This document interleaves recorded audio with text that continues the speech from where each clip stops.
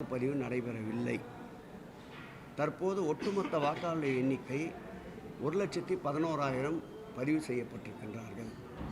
ஆகவே இருக்கின்ற வாக்காளர்களை வைத்துத்தான் தேர்தலை நடத்த வேண்டும்.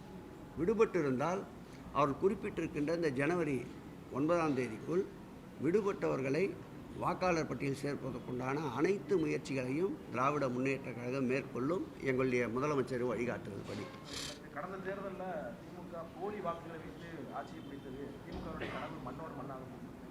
2011, 2016 தொடர்ந்து 2 முறை ஆட்சி அமைத்தது அதிமுக. அதற்கு என்ன கூற்றை இந்த எடப்பாடி பழனிசாமி சொல்லப் போகின்றார்?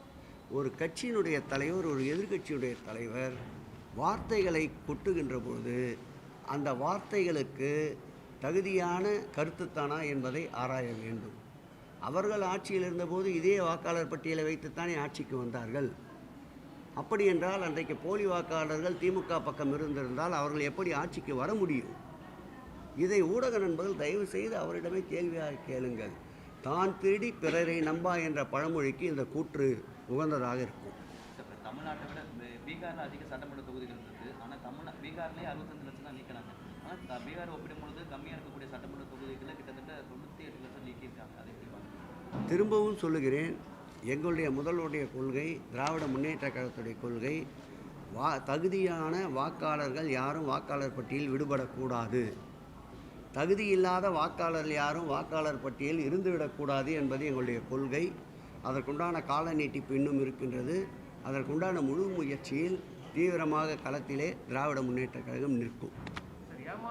ஏமாற்றியவர்களை ஏமாற்றப்போகும் தேர்தலாக வரக்கூடிய 2026 தேர்தலில் தமிழிசை தேர்தல் நிச்சயமாக தமிழிசைக்கு தொடர்ந்து பாவம் அந்த அக்கா மீது நான் நிறைய மரியாதை வைத்திருப்பேன்.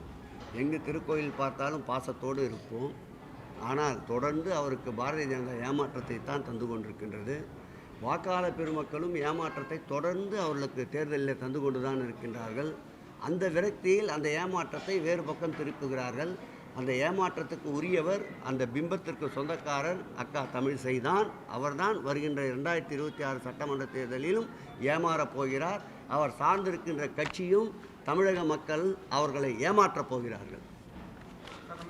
கடந்த 4 வருஷத்தில் அறநிலையத்துறை சார்பாக 7000க்கும் மேற்பட்ட ஏக்கர் நிலங்களை நம்ம 7000 இல்லை 9000 கோடி வந்துச்சு. 9000 கோடிக்கு மேற்பட்ட நிலங்களை தான் நம்ம அறிக்கையெல்லாம் பண்ணுறோம். ஆனால் ஒவ்வொரு முறையுமே அந்த பொதுநல வழக்கு மதுரை பெஞ்சில் விசாரணைக்கு வரும்போது நீதிபதிகள் என்ன சொல்கிறாங்கன்னா, அறநிலையத்துறை சார்பாக இருக்கக்கூடிய அனைத்து நிலங்களையும் கையகப்படுத்துறத அறநிலையத்துறை தாமதமாக செயல்படுது. ஒவ்வொரு வழக்கிலையுமே ஆணையர், இணை ஆணையர்லாம் நேரடியாக விசாரணை பண்ணணும்னு சொல்கிறாங்க. எந்த அளவுக்கு மக்களுடைய வாழ்வாதாரம் என்பதை நாம் கணக்கிட்டு பார்க்க வேண்டும்.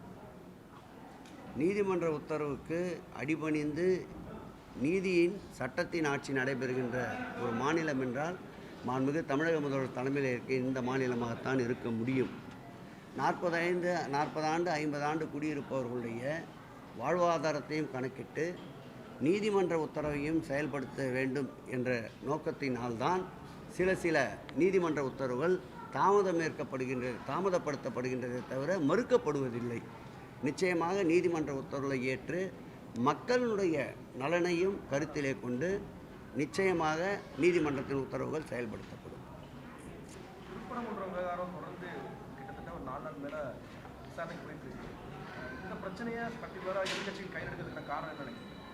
என் அப்பன் முருகன் திராவிட முன்னேற்ற கழகத்தினுடைய தலைவர், திராவிட மாடல் ஆட்சியின் நாயகனோடு இருக்கின்றார் என்பதற்காகத்தான் இதை ஊதி பெரிதுபடுத்த நினைக்கின்றார்கள்.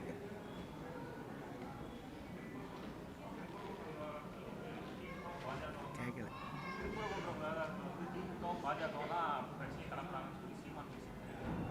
நீங்களும் அதே சொல்லுங்கள், அதுதானே உண்மை. பாரதிய ஜனதா திட்டமிட்டு இனத்தால், மதத்தால், மொழியால் மக்களை பிளவுபடுத்த வேண்டும் என்று நினைக்கின்றார்கள்.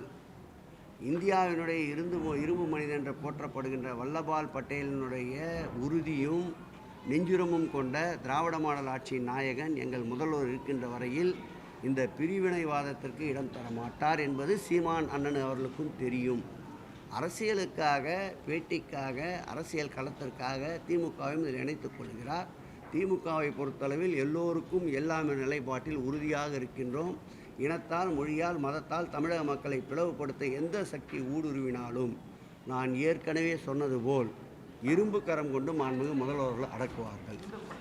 நிறைய வந்துச்சு, இதுக்கு மேலேயே போட போகிறீங்க. தேர்தல் எதிர்ப்பு சொல்றாங்க சார். எந்த பர்டிகுலர் விவரம்? திருப்பரங்குன்றம் ஒன்றையும் ஒழிக்கிறேன், இந்து மக்களுடைய வாக்குகள் வந்து ஒன்றையும் ஒழிக்கிறேன். வராது. எதிர்க்கட்சி ஏற்கனவே முருகன் வேலோடு சுற்றி சுற்றி பார்த்தாரு அண்ணன் எல் முருகன்.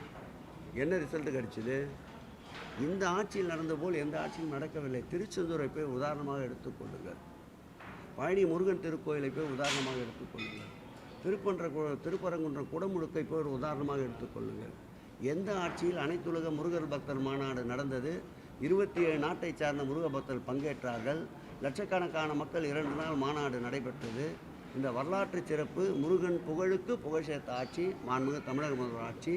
நான் ஏற்கனவே சொன்னபோது கூட சொன்னேன், கந்த சஷ்டியில் ஒவ்வொரு முருகர் திருக்கோயிலிலும் 108 அரசு கலைக்கல்லூரியை சார்ந்த மாணவ செல்வங்கள், HRNC கல்லூரியிலே படிக்கின்ற பள்ளியிலே படிக்கின்ற மாணவ செல்வங்களுக்கு கந்த சஷ்டியினுடைய வகுப்புகளை நடத்தி அவர்களையே முருகன் புகழை பாட வைத்த ஆட்சி இந்த ஆட்சி. முருகன் புகழுக்கு புகழ் சேர்க்கின்ற ஆட்சி இந்த ஆட்சி என்பதை முருகர் நன்றாக அறிந்திருக்கின்றார், உணர்ந்திருக்கின்றார், தெரிந்திருக்கின்றார். ஆகவே முருகக் கடல் எங்கள் முதல்வரோடு கைகோர்த்து கொண்டிருக்கின்றார். எந்த சக்தியாலும் முருகரை எங்களிடமிருந்து பிரிக்க முடியாது.